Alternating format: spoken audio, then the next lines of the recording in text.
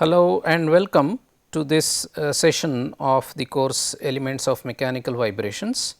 So, in the previous session we discussed how the orthogonality property of eigenvectors can be a powerful approach of decoupling the governing equations of motion, and hence computationally much more elegant and simpler way of solving the vibration response of a large degree of freedom system.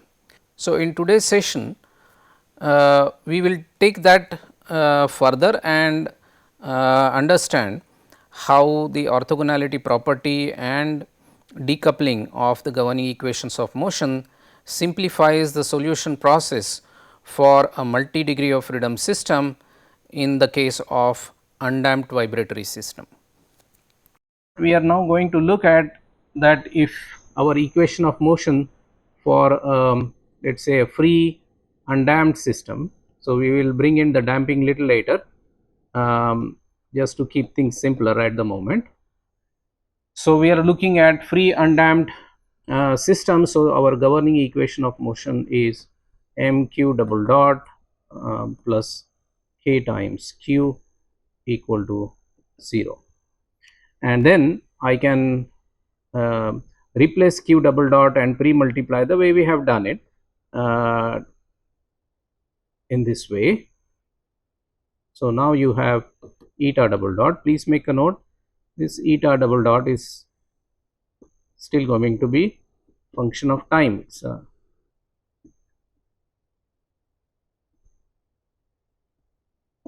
Is equal to 0, and that is of course we get identity matrix and eta double dot plus the spectral matrix into eta equal to 0. Now, let us look at one of the several equations. Please, you may realize this is n cross n, this is n cross 1. So, you have n decoupled set of equations, all of them are second order differential equations in the new coordinate eta. So, now if you take one of these n number of equations, each equation can be in general written, let us say if we take rth mode and rth element in the diagonal in the matrix equation, then eta r double dot t plus the rth element here is going to be the squared natural frequency. So, pr square eta r t equal to 0. This equation is quite similar to your x double dot t plus omega n square x of t equal to 0. This is the simple single degree of freedom system. We are accustomed to see this equation as mx double dot plus kx equal to 0, but if you divide throughout by mass, this turns out to be this equation, right. So, this equation is now our standard form of the single degree of freedom system governing equation. So, the response is we all know how to find the response eta r t, and we know that there are couple of ways, but one way is to write the solution, general solution like x of t as equal to a cos omega n t plus b sin omega n t, or we can write this as c cos omega n t minus phi, which is going to represent the initial phase lag. So, one can use even the exponential form of the solution, but let us stick to this trigonometric form, and I will write the constant, arbitrary constant as CR to represent that it is the constant associated with the rth mode response. So, CR cos PRT, we are representing the natural frequency now as P, and rth mode natural frequency is PR. So, T minus phi R. This is how I represent the general solution to the equation number 1, exactly the way a single degree of freedom system response is represented. Now, we know that we need to get the constants evaluated, right? The constants unknown are CR and phi r, isn't it? Other parameter like PR is already known for a given system. Okay, so when you do the eigenvalue analysis on the governing equations of motion, you already would be getting all the eigen vectors UR and all the natural frequencies PR by using the eigenvalue analysis, the solution process. What we are looking at is, once those modal parameters are known, how to find the response to initial excitation or initial conditions, or later on when we bring in the forcing term, how to find the response to forcing function as well. Okay, now we know to get the two arbitrary constants evaluated, we need two equations. So obviously the way we did it for the single degree of freedom system as well, we write the expression for the velocity.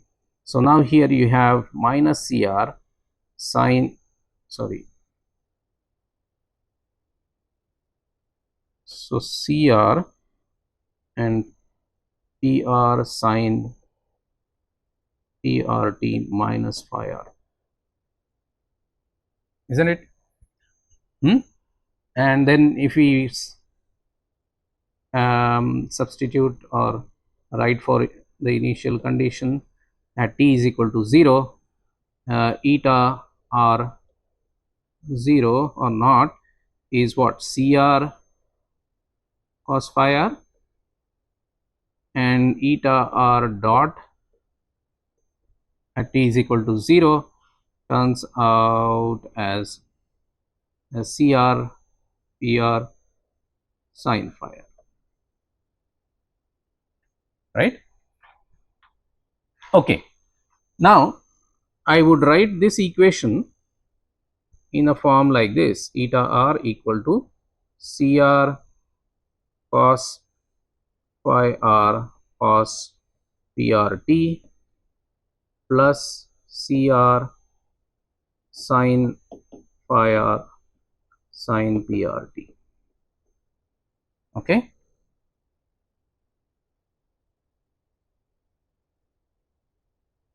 Yeah. And what is can we do we know the initial conditions like eta r naught in eta r naught dot? Do we know these as initial conditions?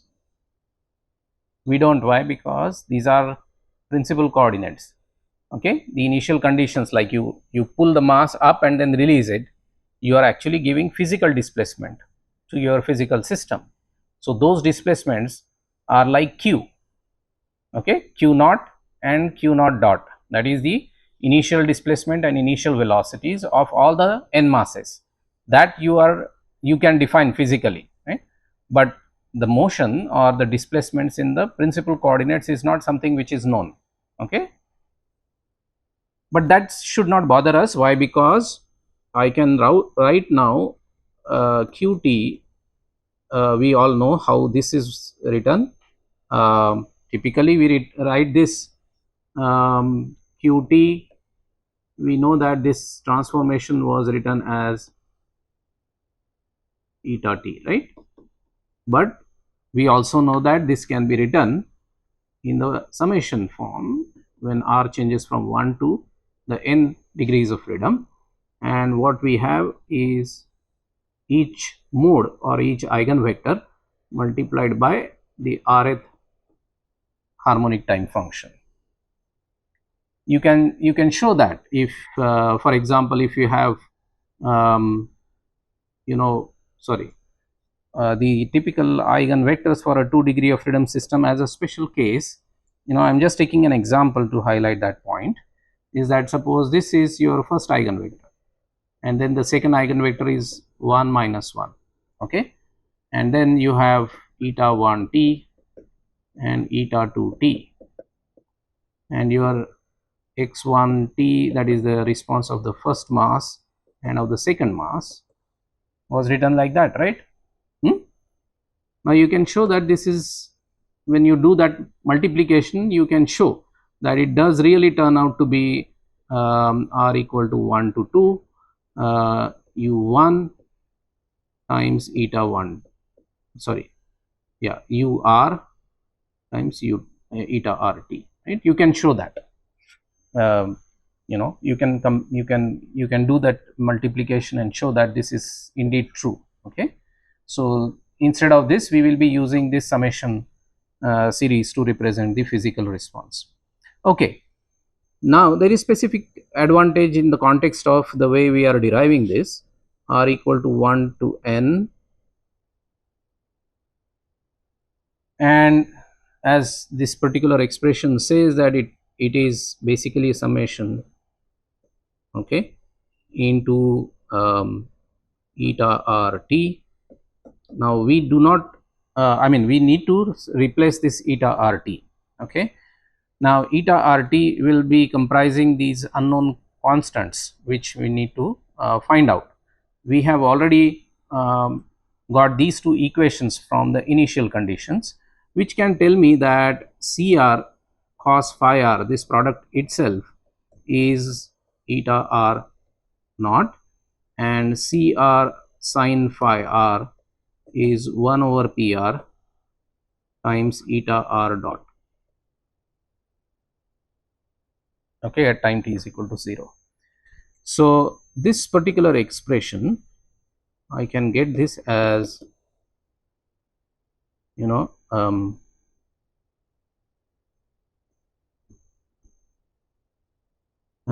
this is going to be Cr cos phi r. Now this Cr cos phi r is I am replacing with eta r at t is equal to 0, and then I am left with cos prt. Okay, I am basically writing this equation now by replacing the Cr cos phi r and Cr sin phi r from by the expressions that I have got from the initial conditions. Then I have second term, which is this one, which is Cr sin phi r, which is 1 over Pr, okay, eta r dot at t is equal to 0 sin prt. This is what I have. Okay, now as we know, eta r naught, you do not know the value of it, you only know the value of q naught. Okay, so I have to somehow get q naught into the equation so that I can use the prescribed initial conditions on the physical coordinate. Okay, so how do I ensure that? I can do that by so I will do it this way. I can get this eta r, this equation, to write here that it is q dot t equal to r equal to 1 to n ur tilde eta dot r t. So we have two of these equations. Okay, now what I do is I pre-multiply both sides by ur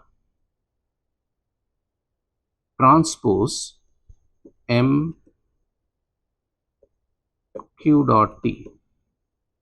This is multiplying the left side by the product of these two quantities, and the same product will be on the right hand side, ur transpose m, and then you have this summation.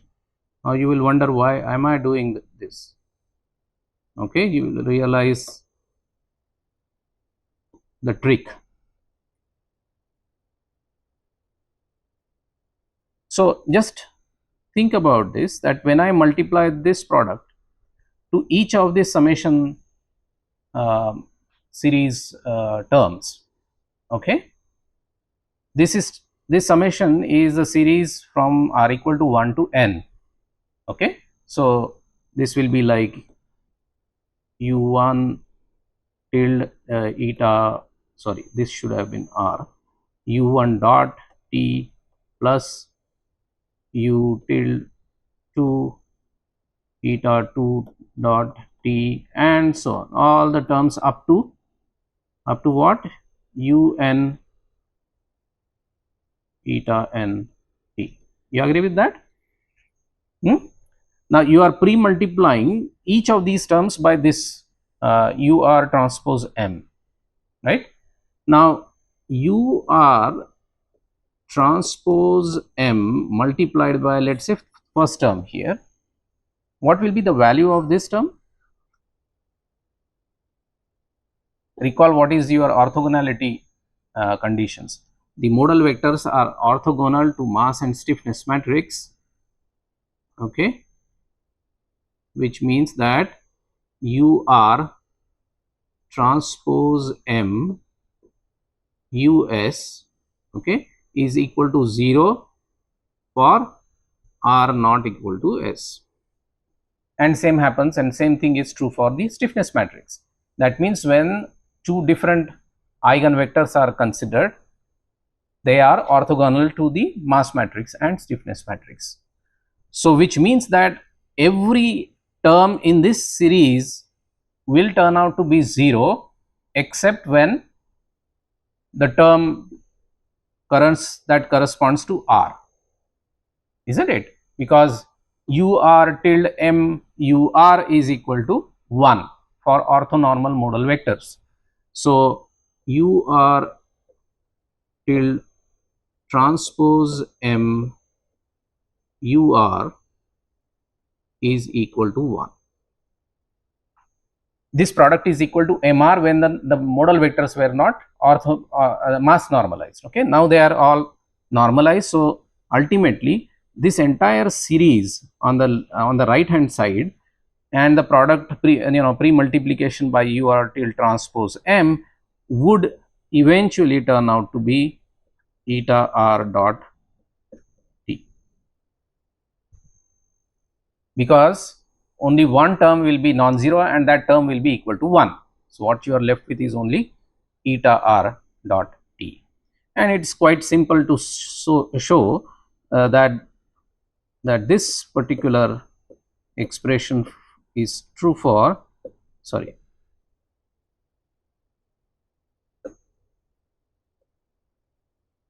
it's true for the other initial condition, that is the displacement, that this is equal to eta r t. We can show that. Okay, so what we are writing here are these two conditions that we have got: transpose m q dot t is equal to this. So this is 1 and this is 2, which means that if you substitute for t is equal to 0, I have eta r dot naught is equal to ur tilde transpose m q naught q dot at t is equal to 0. Similarly, eta r at t is equal to 0 turns out to be ur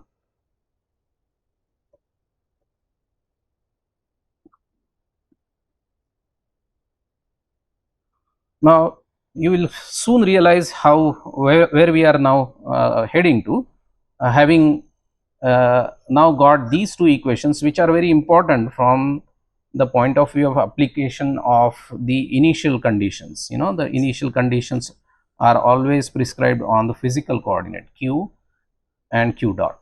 Okay, so these will be known to us because you will be actually physically giving some initial conditions to the system, whereas in this equation that we are writing, the general solution in the principal coordinates, the initial conditions required are these in the principal coordinates. Okay, so now let us get back to this equation. We have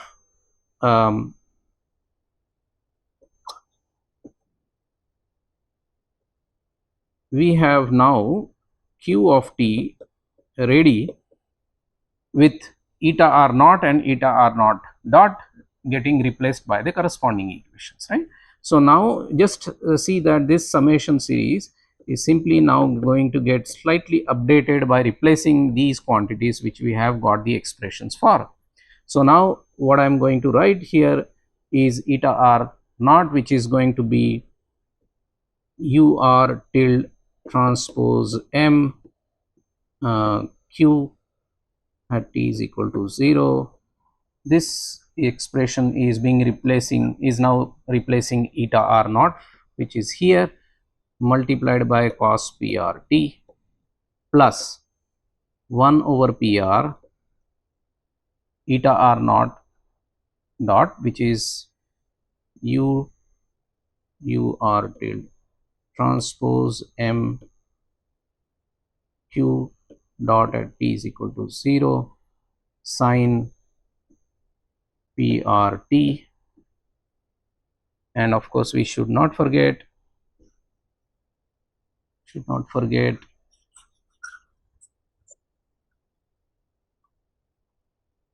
the first term that we have here, which you can keep it here, and you can show that this works out well. Okay, what we wanted was the response, the free vibration response to initial conditions for this governing equation of motion of the system, which now has been obtained in terms of what? In terms of your modal parameters, like your mass normalized eigenvectors, your physical input initial conditions, your mass matrix, your other modal parameter like PR, everything is known completely here. Okay, and so you have the response completely estimated. The beauty of this is it just involves matrix multiplication. There is no flimsy simultaneous solution of equations. This is all simple matrix multiplication. You can have a look at what are the sizes of these individual matrices. For example, what will be this size? N cross 1, sorry, 1 cross n, is it not?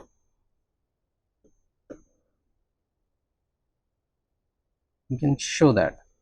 So 1 cross n is your transpose of your rth modal vector.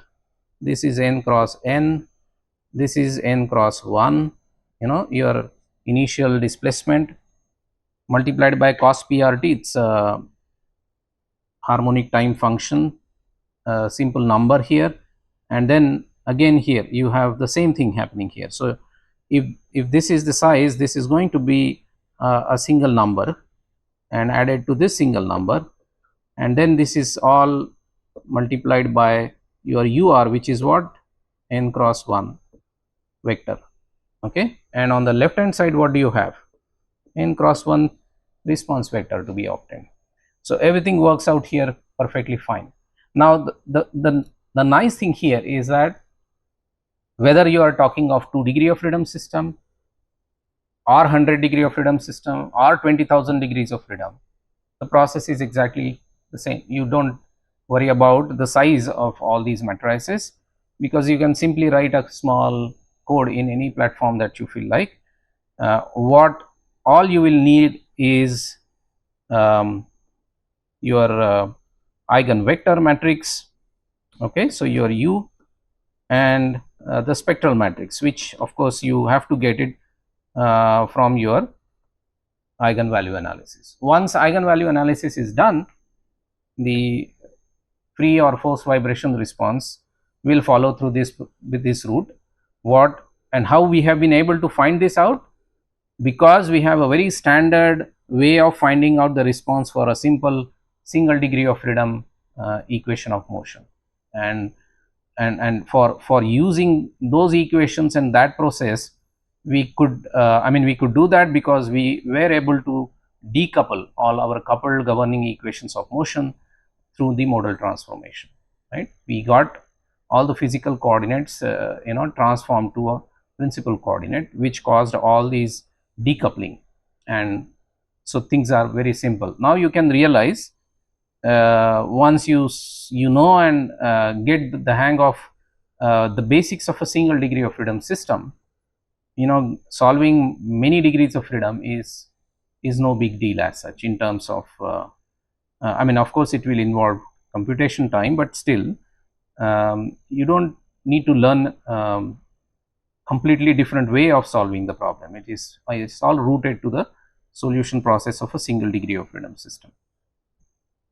That is of course for an undamped free vibration response, right? This is your response equation, and I would strongly suggest that you take small 2 degree of freedom system example, solve it the way we have solved conventionally using assuming the solution, substituting it in those equations of motion, and getting slightly long expressions for each of them, and you solve it through this approach of modal analysis, and compare your results, right?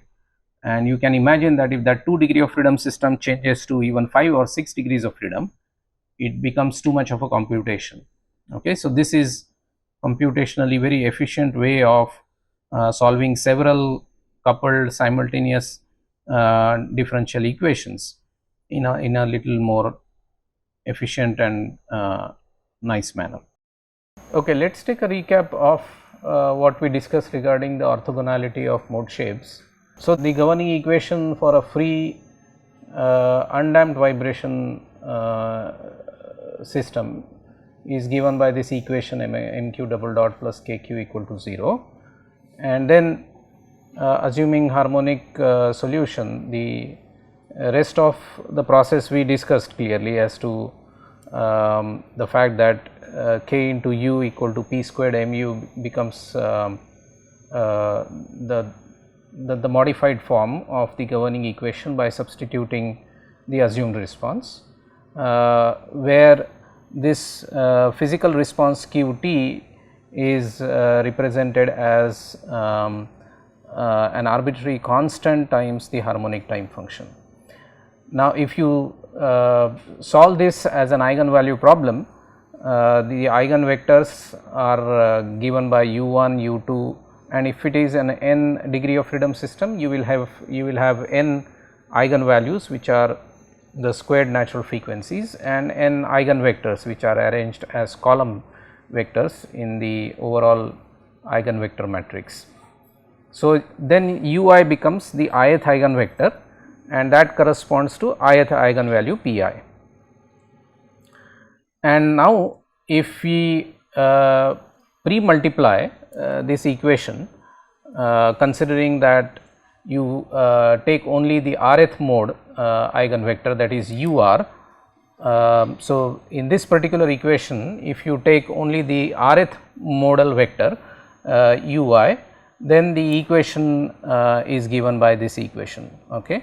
And if you pre-multiply by us transpose, that means if this equation pertains to the rth mode, if it is pre-multiplied by sth mode, basically to suggest that it is multiplied by an eigenvector belonging to some other eigen frequency, then the equations turn out to be as you see in equation number 3 and equation number 4. This one is when you pre-multiply by us transpose, whereas the similar equation considering the sth eigenvector is pre-multiplied by ur transpose. That means the eigenvector corresponding to some other normal mode. So, the equations now turn out to be these, and if we do some mathematical manipulation considering or assuming that the stiffness and mass matrices are symmetric, so in such symmetric matrices us transpose k ur is equal to ur transpose k us, and that way if you subtract equation 3 from 4 or vice versa, the equation that you obtain is this. Okay. This is something which we have already discussed. So, if this equation is further simplified by using the property that for a symmetric matrix you can flip the eigenvectors, and if that is the case, then this particular matrix on the left hand side or bracketed term on the left hand side turns out to be 0, and then you are left with the equation US transpose M UR into PR square minus PA square equal to 0. Now, with that condition, that equation is valid either when R is equal to S. In that case, most of the vibratory systems will have distinct eigenvalues, and so PR square minus PA square will be non-zero for R not equal to S. So, that means when you are considering two different eigenvectors and corresponding eigenvalues, PR square minus PA square will be non-zero, which actually means that this particular product will be equal to 0 for R not equal to S. So, these are the orthogonality conditions that we finally arrive at, that the mass matrix pre multiplied and post multiplied by two different eigenvectors, the product is equal to 0, and when they are multiplied by the same eigenvector, pre multiplication and post multiplication will give a non-zero value, and that non-zero number is called as the generalized mass. That is what we have discussed, which actually is a statement of the orthogonality of eigenvector with respect to the mass matrix, and MR is called as the generalized modal mass in the Rth mode. The same applies to the stiffness matrix, and then you get a generalized stiffness Kr as the outcome of pre multiplication and post multiplication by the same eigenvector, and it is quite straightforward to show that the Rth eigenvalue or Rth natural frequency is equal to square root of generalized stiffness and generalized mass in the Rth mode. Now, for the sake of convenience, we do normalize these mode shapes by dividing it by square root of the generalized mass in the Rth mode. So, UR tilde represents the mass normalized eigenvector, and it is equal to normalizing the original eigenvector by square root of multiplying it by 1 by square root of MR. Now, when you do that, there is the reason why we do it is once we get these mass normalized eigenvectors and put them in a matrix which is called as the orthonormal modal matrix, U tilde, if you multiply and pre-multiply and post-multiply the mass matrix using the mass normalized modal matrix, it is quite simple and straightforward to show that the product turns out to be an identity matrix, because of the fact that when you pre and post multiply the mass matrix using the same eigenvector, the product is MR. So, if you use mass normalized modal vector, the product will turn out to be 1. And then equally straightforward to show that the pre multiplication and post multiplication to the stiffness matrix will generate a diagonal matrix containing all the squared natural frequencies. So, let us say PR square, all the diagonal elements, because for any pre and post multiplication by eigenvectors which are different than you will generate 0 value. So, therefore, you can show that this multiplication will result either equal to 0 or equal to square root of the natural frequency. Now, the diagonal elements turns out to be square of the natural frequency. This matrix is also called a spectral matrix, and it will have the form as you can see here. Now, with this we are said to exploit this orthogonality property for solving a large degree of freedom governing equation of motion. So, what we say is that M and K are squares matrices, they are symmetric matrices, and the response in the physical coordinate is given by Qt. Now, we transform these physical response into modal or principal coordinate. So, that is done by expressing the physical response into summation of the response in the principal coordinates, and this has been already shown extrapolating what we learned for a 2 degree of freedom system, and this expression is can be also rewritten in a summation series, and we have also discussed how this is true. So, it is basically a summation of contributions from all the principal coordinates, and the contributing factors are basically your mass normalized modal vectors. So, their series, summation series, will give you the total physical response.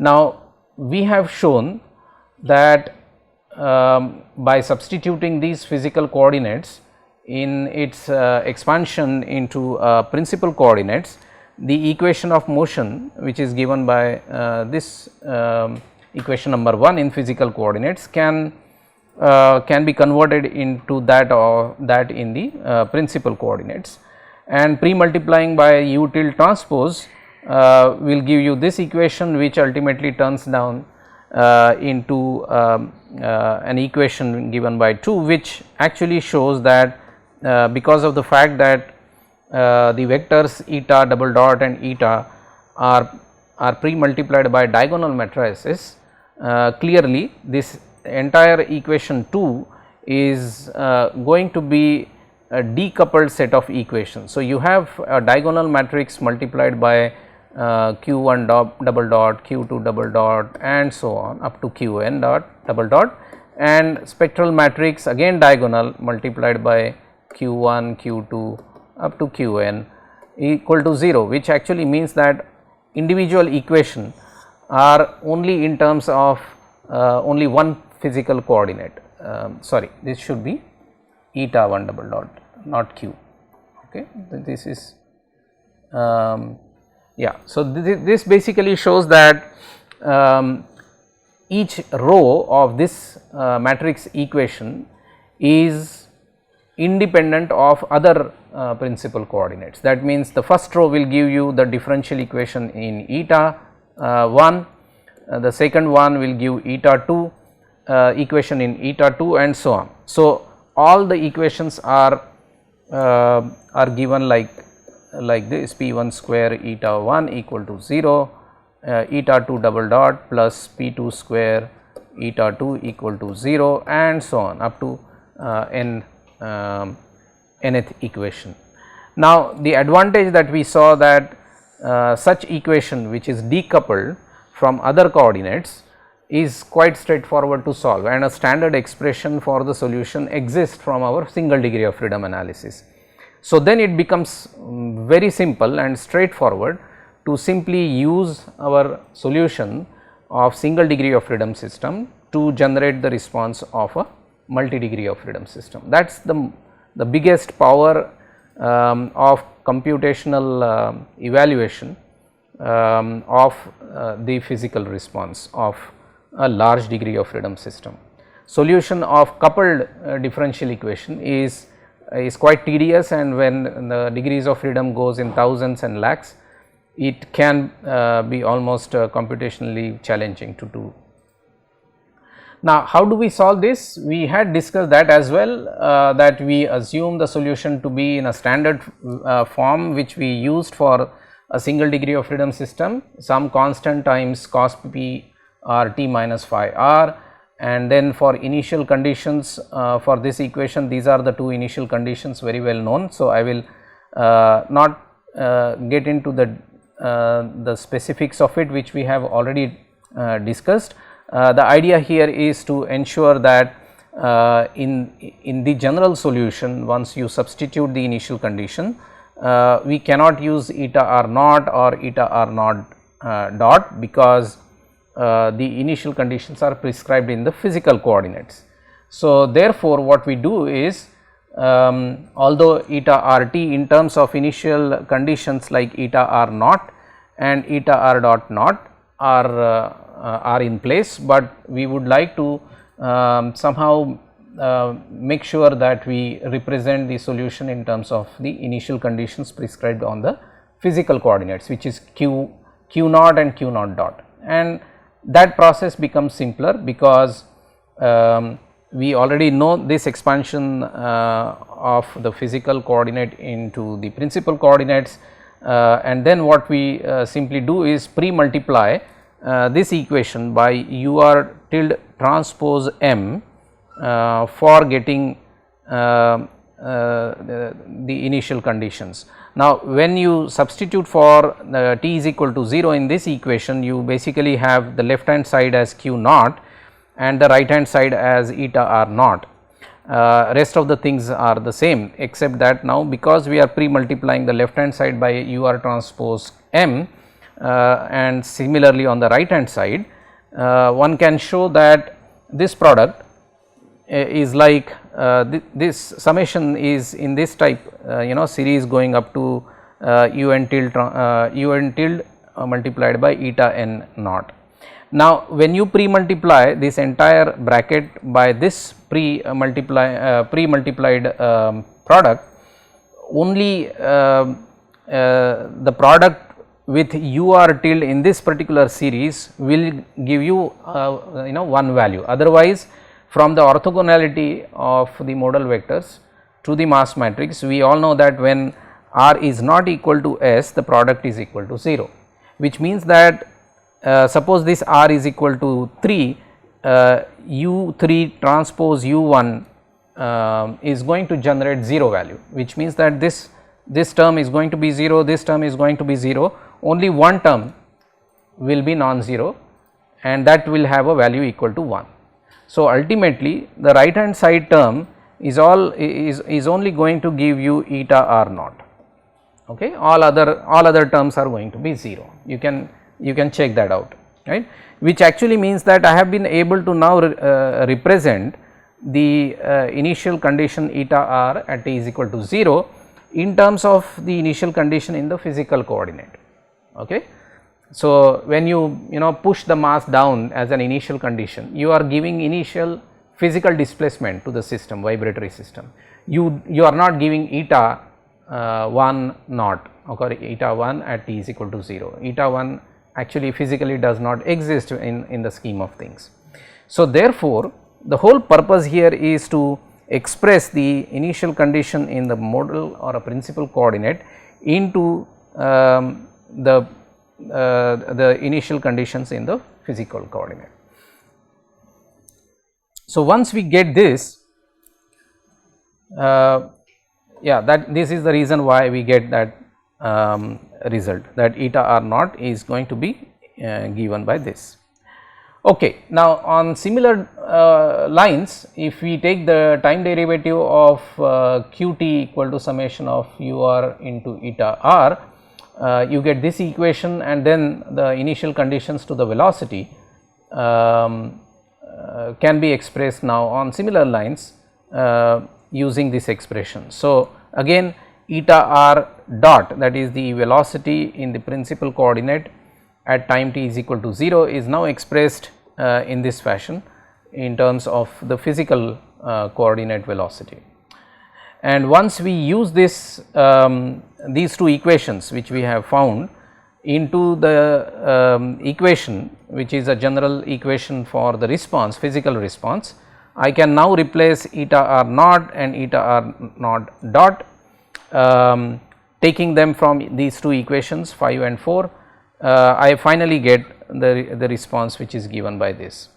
Now, you notice here that we have replaced these initial conditions in the principal coordinates into the physical coordinates. So, this equation is actually completely known to us, that it is comprising of a summation series contributed by each eigenvector, and each eigenvector is multiplied by this principal coordinate, and the contribution is determined by the initial conditions.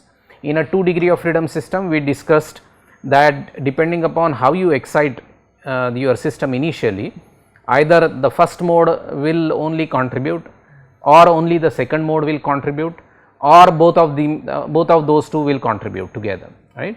So, this product and this product based on the initial conditions will contribute to the overall response, okay, general response.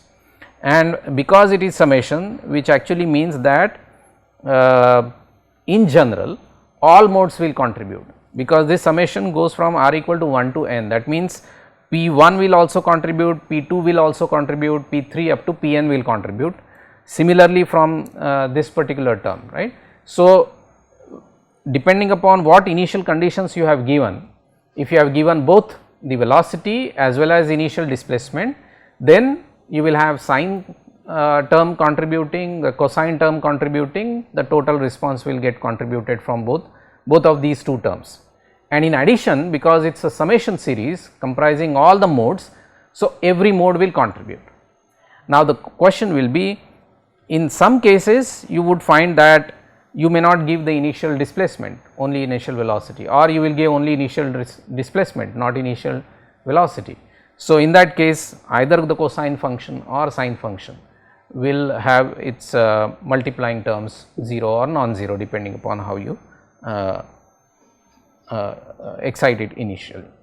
This is how the total physical response will be obtained as a function of time. So, it is basically giving you the response in the physical coordinate, okay, as a function of time. Is there anything that is unknown here?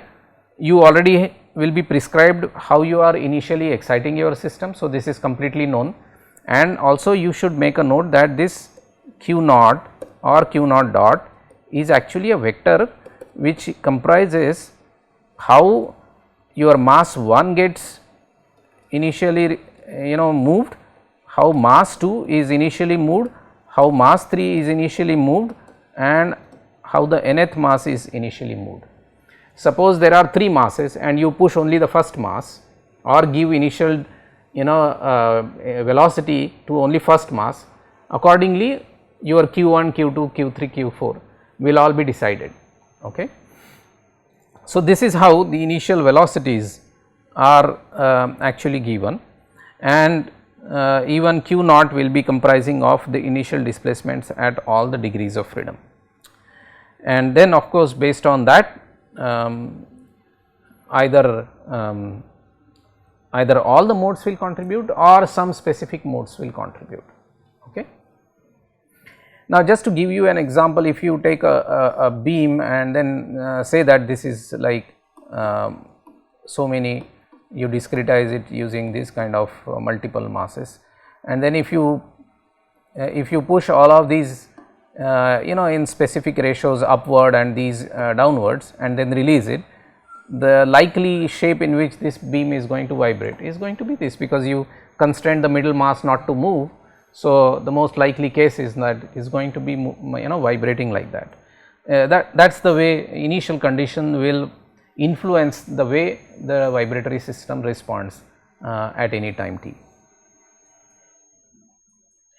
Okay. So, we take a small example which is very important for you to now see how all these expressions that we have been writing, matrix equations, how they actually look like and how the response to any degree of freedom can be obtained. So, this numerical example will slightly clarify what we learnt little bit better. So, I am taking an example which we highlighted once, that if you have a forging hammer having its anvil and a workpiece isolated from a concrete block which itself is isolated from the ground in a way which is clearly shown here, and the hammer drops from a height, okay. The hammer drops on this workpiece through a height, let us say if it is h, then the velocity with which it impacts on the workpiece that we can be obtained using the height, right. Now, that becomes the initial condition for this entire mass. So, if we describe this as one mass, which is mass of the anvil here, and mass of this base, concrete base, is given by MB, and there are these stiffnesses, the stiffness of the anvil support and stiffness of the base support. So, ultimately this physical system is now transformed into a simplified 2 mass 2 degree of freedom system. The 2 degrees of freedom, right now we are constraining that it moves vertically up and down, that is it. Now, we are not considering other motions, just for the sake of simplifying the solution process. Makes sense also, if it is properly symmetrically located, any vertical excitation is largely going to generate a bounce motion. So, somehow based on the parameters, we say that, let us say as an example, the initial velocity imparted is equal to 1 meter per second. Now, if you use the data which is shown here, the initial conditions can easily be prescribed like this, because at the equilibrium condition, the anvil is sitting pretty, the concrete base is stationary in their own equilibrium positions, and you describe Q1 and Q2 as the physical responses about that mean equilibrium position. Okay. So, your initial displacements are 0. At time t is equal to 0, from where you would like to find out the vibratory response, the hammer drops on the anvil and imparts an initial velocity of 1 meter per second. So, your initial conditions for the entire system, Q at t is equal to 0 can be prescribed as 0 0, because Q1 is 0, Q2 is 0, Q2 dot is 0, but Q1 dot is equal to V naught, the initial velocity with which the hammer drops on the anvil. Okay. We are assuming again that there is no rebound, the entire kinetic energy is instantly transmitted to the mass. So, with those assumptions, 1 0 becomes your initial velocity, and this is in a vector form. Just because there are 2 degrees of freedom, you have the vector of 2 cross 1 size. Okay.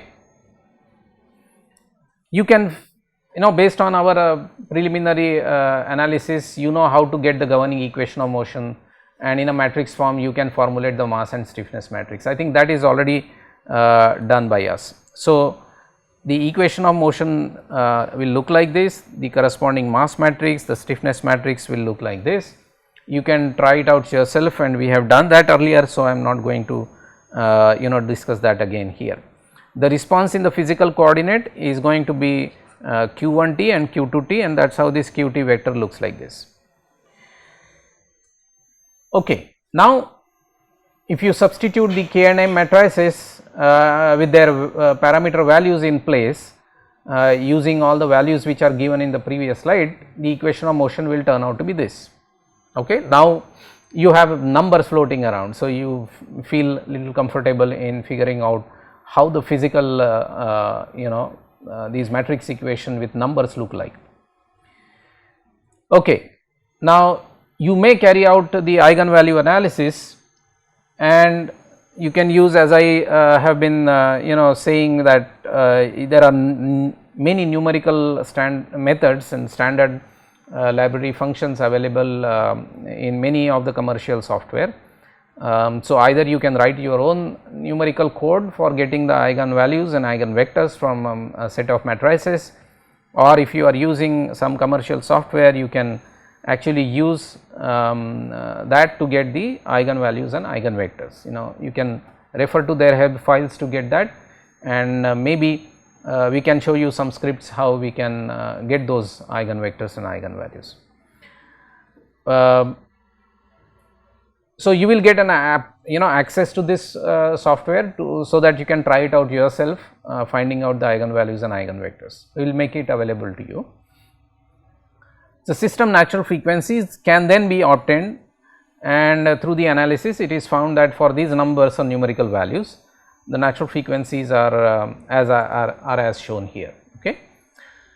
And the corresponding eigenvectors are shown over here. So, what basically it shows that if if the mass of the anvil moves by 1 unit, the mass of the base will move by 0.89 units. That is in the first mode, both of them moving in the same direction. In the second mode, so this is your first mode and that is the first eigenvector. The second mode, in the second mode when the anvil moves down by 1 unit, the base moves up by 0.224 units. Okay. So, they are basically moving in out of phase. So, when this moves down like this and completes its harmonic motion, this one, the concrete base will move like this in the opposite sense. So, if this is moving down, this is moving up, but both of them completes their cycle of oscillation exactly in the same period, and that period is related to this value. So, 1 by this capital T is going to be 78.2 radians per second, sorry, hertz. Okay, 2 pi by T will, sorry, I must write this, 2 pi by T will give you 78.2 radians per second. Okay. That is what these numbers speak. Okay. So, we have these eigenvalues and these eigenvectors. So, basically u 1 is actually 0.8911. These higher decimal digits are just retained there because when we do some computation later, the rounding errors are less, otherwise those fourth digit decimal place makes relatively less sense. Okay. Now, these orthogonality properties we all know with respect to mass and stiffness matrix. It basically says that when R is not equal to S, right, then which actually means that when you pre-multiply this mass matrix, please make a note that this is your mass matrix. If you pre-multiply with, let us say, second eigenvector and post multiply by the first eigenvector, that means R is not equal to S. You can show that when you do that multiplication turns out to be 0. Okay. You may not get exact 0 because of the rounding of errors, but you will be getting very close to 0. Okay. Look at that in relation to the numbers in the matrices. Okay. So, the product is nearly 0. If you use all the digits, maybe it will be almost 0. Okay. If this is equal to S, that means you multiply. So, this is the case with whatever permutation combination you use. Now, just we have two eigenvectors, first and second. So, now in this case, if you are pre-multiply by the transpose of the first eigenvector and post multiply with the second one, you still will get 0 or close to 0. Okay. But if you use the same eigenvectors, pre-multiplying and post multiplying by the same eigenvector, you can show that the number here is going to be non-zero clearly. Okay. So, even if you get that value as 0.5 or so, you look at that in comparison to this generalized mass. And similarly, if you choose some other eigenvector, but pre and post multiply by the same one, now in this case it is a second eigenvector that we are talking about, you again get a non-zero result. That is the orthogonality property with respect to the mass matrix. Okay. What you get by doing this, you basically get the modal masses, you get modal masses. So, the modal mass in the first mode is equal to this value, modal mass in the second mode is equal to this value. And now you know how to get the orthonormal or mass normalized modal vectors. How do you get that? So, you are,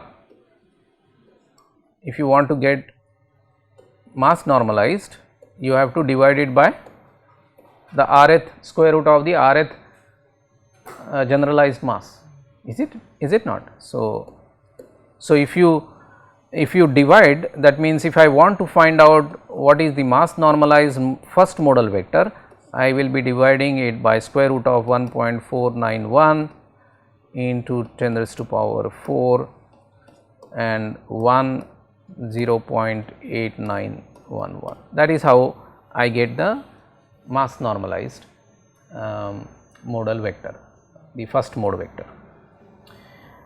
Okay, same happens with the stiffness matrix. So, I am not going to discuss that, but you can verify it yourself that these are the modal stiffnesses, stiffness in the first mode, generalized stiffness in the first mode, in the second mode, and then you can similarly get the orthonormal modal matrix. That means modal matrix comprising mass normalized modal vectors. So, you can see that when you divide it by the square root of the first and second generalized masses in the respective eigenvectors, you now transform the earlier vectors into mass normalized eigenvectors. So, these are the two eigenvectors that you essentially get, and you can show then that if you pre-multiply your actual mass matrix by the transpose of the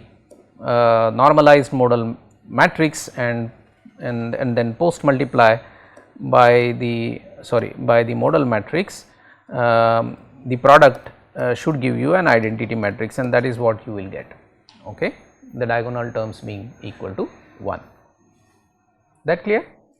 So, this is basically essentially taking a recap of what we discussed in terms of the equations by taking a small example of a 2 cross 2.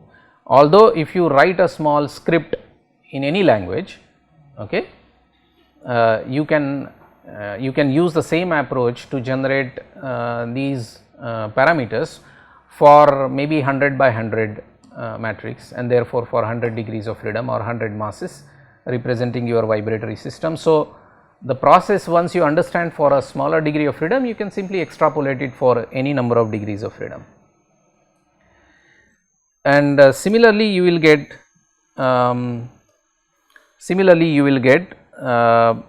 the spectral matrix by pre and post multiplying the orthonormal modal matrix to the stiffness matrix, and as expected you get squared natural frequencies as the diagonal terms of the spectral matrix. We discussed this as a spectral matrix. Okay. Now, you can show that the square root of this will turn out to be the first eigenvalue, which I thought was something 70 something. Now, that you will get from this expression. Okay. Now, for this case of a forging hammer, let us find out that if the falling hammer generates the initial excitation to the anvil, how we can evaluate the response of the anvil. Okay. We will also find out the response of the base, by the process of evaluation, because once you write these equations, you get the response of all of your vibratory system components. So, it is not only the anvil, but you can get it for your base and for that matter all the n degrees of freedom of your system. And how do you get? Again, the baseline expression here is that we start with this expansion of the physical coordinates to generalized, the principal coordinates, and when you write eta RT for the rth mode, the response in the rth mode is by the general solution of this vibratory response, considering eta r represents a decoupled system in the rth mode, you can write this, this is quite similar to writing CR cos PRT minus phi r, right. This is the same expression written in a slightly different form, and we have discussed this in the foregoing slides as well. Now, what we do, we would like to replace eta r naught and eta r dot naught in terms of the physical initial conditions, right. And for that we already discussed that the physical initial conditions are prescribed. That means, q naught is 0 0, that is prescribed because that is what your conditions of the displacement or response of the entire system was at t is equal to 0. Okay. So, you remember q naught as 0 0 at t is equal to 0, right. Then we use this equation which we have seen how we got that eta r naught is given by this, out of which q naught is given. So, basically eta 1 r is basically any arbitrary mode of the n degree of freedom system. So, eta 1, eta 2, both of them can be computed. In this case q naught being 0, you get eta 1 and eta 2 at t is equal to 0 equal to 0, right. That is the initial condition. But what happens when eta the q naught or q dot naught at t is equal to 0, q naught basically is given by this. This is the initial condition for the velocity term, right. Q dot is equal to 1 at the anvil and q dot is equal to 0 at the base. So, that gives you the vector 1 0 as q dot naught, and then when you pre-multiply by all this, eta 1 dot turns out to be this value, eta 2 dot will turn out to be this value, alright. What can you now do is replace this in the summation series eta r.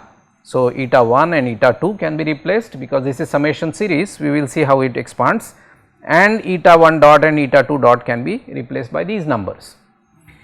You should make a note that if it is a 3 degree of freedom system, you would have got eta 3 0 and eta 3 dot 0. If it is n degree, I mean if it is a 10 degree of freedom, you will have eta 1 dot, eta 2 dot, eta 3 dot up to eta 10 dot. Okay, if I expand this summation series, turns out to be this. So, you can see that this is this entire expression is now in a summation series. I can separate it out, that is the reason why we took a 2 degree of freedom, so that you can explain each and every step clearly. So, what you have is the first modal vector u1 tilde multiplied by this term for r equal to 1. So, r equal to 1 means eta 1 naught, eta 1 dot naught, rest of these things instead of pr you will have p1 and so on. So, the first term is done. The second term will correspond to the second eigenvector u2 tilde multiplied by eta 2 dot naught and eta 2 dot naught and the corresponding harmonic time functions p2t and sine and cosine terms, right. That is the expansion of this general equation that we wrote. Now, what is unknown in this case? Nothing is unknown. You already know what is P1, you already know what is P2 from the eigenvalue analysis, you already know these initial conditions through these relations from the substitution of the physical initial conditions. So, actually you know everything here, you simply have to substitute and get the final response. So, if I substitute them, you can see that the normalized modal vector here of the first mode was found out to be this value and for that value. So, once you do that, substitute it, obviously q1 q naught being 0, eta 1 naught and eta 2 naught both of them are 0, and so you are left with only these this term and this term. But make a note here that even if q naught is 0, only cosine functions are going to be 0, okay, but there will be sine functions of both the modes. So, the modes which are contributing are both 23.33 radians per second first mode and 78.22 radians per second mode. So, if I write this equation by getting rid of the cosine terms here because of the multiplying a quantity being 0, then you are finally going to get this as your final response.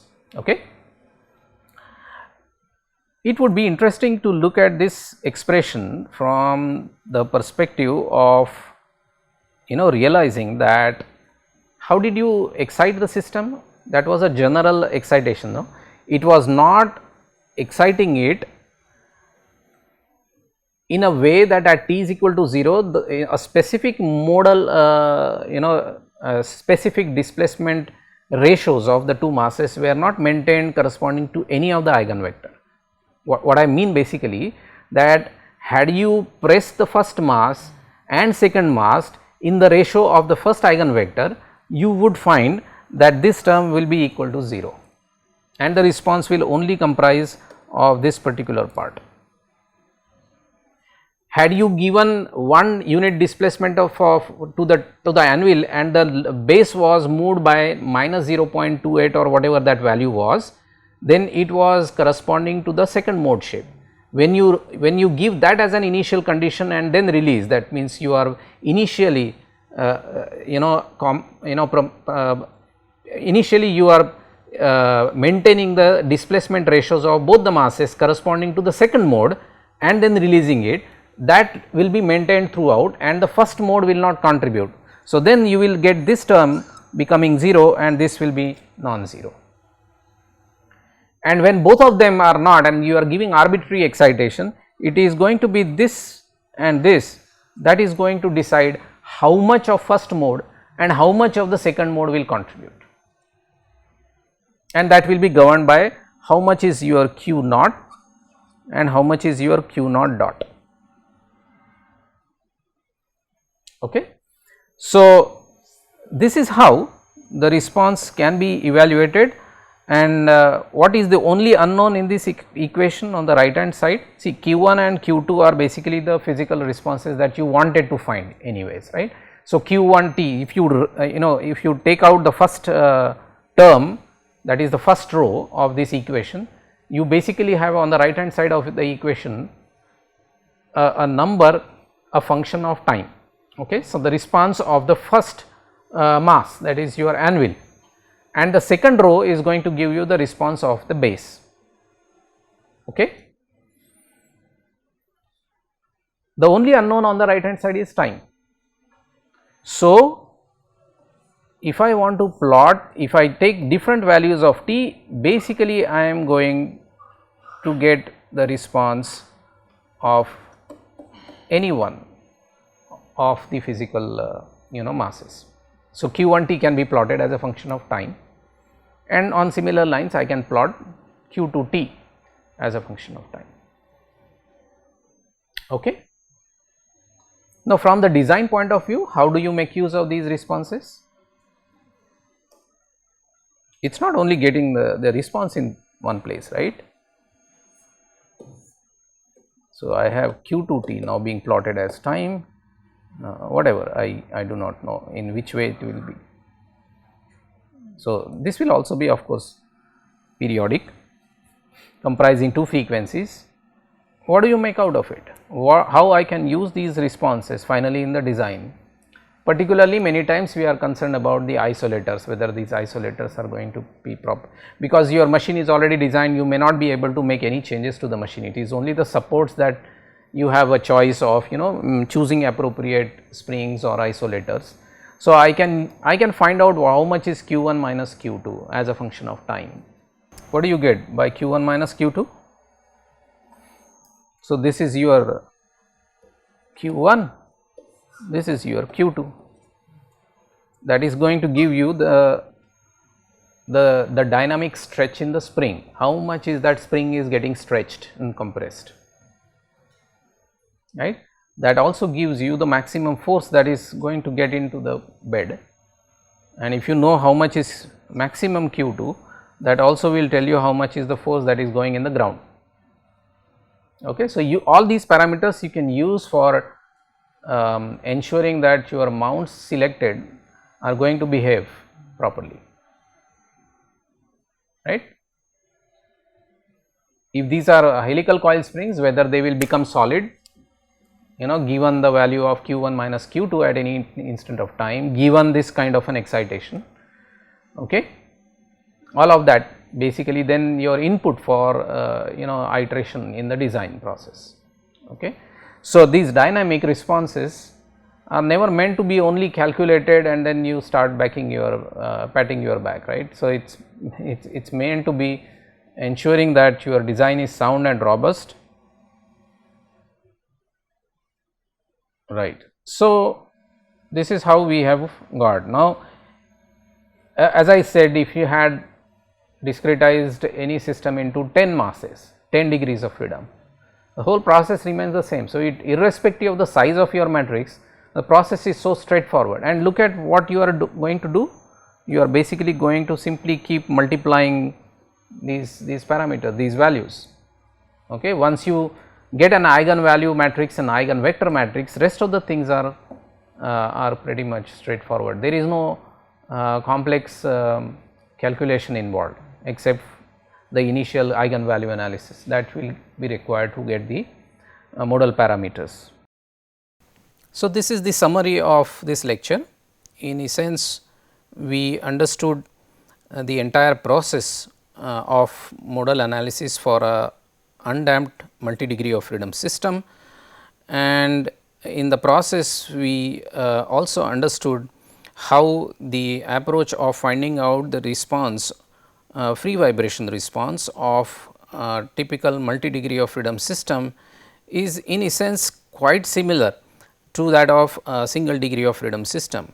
And therefore, I must highlight here the importance and the relevance of studying the single degree of freedom systems in depth, in detail, because all of the concepts that we learn through a single degree of freedom system are basically extended and made use of in solving more complex and larger sized problems. So, these are a couple of review questions for you.